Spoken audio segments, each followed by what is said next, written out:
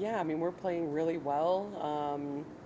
It's kind of funny how the season is stacked up with, you know, where everybody is in conference standings, and so we've played everybody in the top half. We're trickling. We've got to play everybody kind of that are in the bottom half of conference right now, which is you might think is a blessing, but sometimes it can be a little bit of a curse too because you're dealing with a lot of teams that are, desperate for wins, and they're still playing good volleyball. Like teams in our league from top to bottom are playing good volleyball, but our team is playing pretty well. We're balanced, we're even. The girls are feeling good, and you can kind of it just reflects the energy is really good on our team, and you can see it on the court.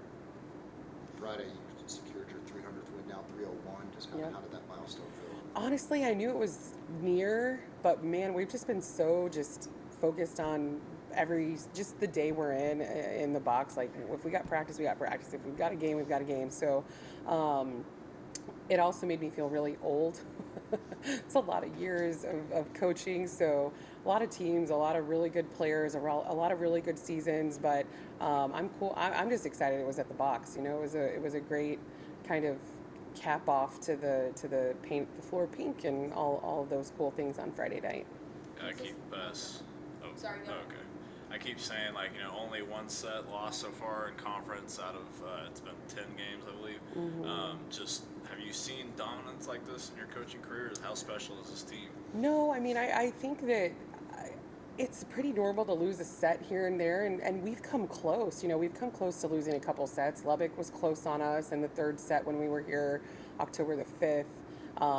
St. Mary's put up a good fight, in their last set on Saturday. So, we're close. I think it's our kids are just they have a good belief. I would say that the maturity level of this team is probably one of the best that I've had in many, many years, just because they're not really phased if a team starts going on a run or if a team starts to build some momentum. We lock back in, and we're pretty confident that we're gonna be okay. And that's something that I haven't dealt with in a while. Now that you guys are finally back in full strength, everyone's playing, has the depth become the strength of this team?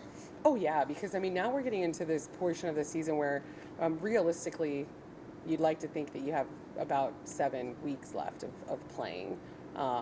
Going through the conference tournament, which, if it looks like we have a good opportunity to host the conference tournament in November, then you're off for that Christmas. I'm getting ahead of myself, aren't I? Hopefully, we're not at Christmas yet, but Thanksgiving, you got that little bit of a break, and then, you're going to a regional, and that's looking like a potential MSU Denver location for a host, just based on AVCA, rankings and kind of. I mean, they haven't put out NCAA rankings yet; those come out pretty soon. But you think about how many your time that you have left in your season and kind of thinking long game. So yeah, I think the depth is really important to give some of these starters, maybe a little bit some breathers and try to limit fatigue is I think where we're kind of at with that. But it's been great because the subs have come in and done a great job. And that's something we talked about really early on when we're talking about just depth of our team. If somebody's having a bad day or if somebody's having a really good day and you're ahead, you've got depth in every position that would literally go start anywhere else in the league. And so we have that to our benefit where they're coming in, they're having fun, they want to be on the court, and they're taking advantage of their opportunities. So it's been nice to see. One thing I saw on Saturday was just how everybody had a smile on their face throughout the entire match, even if you lost a point. Just talk about how the team is really becoming a family now that we're talking about how everybody's back. I mean, you can see it, and this is something we talked a little bit about last week, but there's just everybody's just, they find joy in each other, whether it's a freshman and a sophomore or 2 freshmen or a senior and a freshman. And I think when you have that level of just cohesion with just being people with each other, they have a lot of chemistry on that court because there's a lot of trust in the relationships that are built off that court and just in their spare time. But yeah, you can feel the energy, and our team is very much an energy team. So if we look a little flat, those tend to be our flat lines where teams go on runs where we're just kind of a little like maybe they lost focus a little bit or whatever the case may be. But as soon as they lock back in and they get back on that, like, all right, let's go, they're a really good team. Kind of an oddity this week. You get to stay at the box. Yeah. You're not heading out on the road with Cameron and Silver Ross coming in. Just kind of what you guys have to do well this week. Yeah, I mean, we've got Cameron on Wednesday, and we got Sol Ross on Friday. So again, Sol Ross new to the league, they're getting their feet wet in the Lone Star Conference. Will be their first time playing at the box, so that's obviously an experience, as you know. But Cameron's been here before.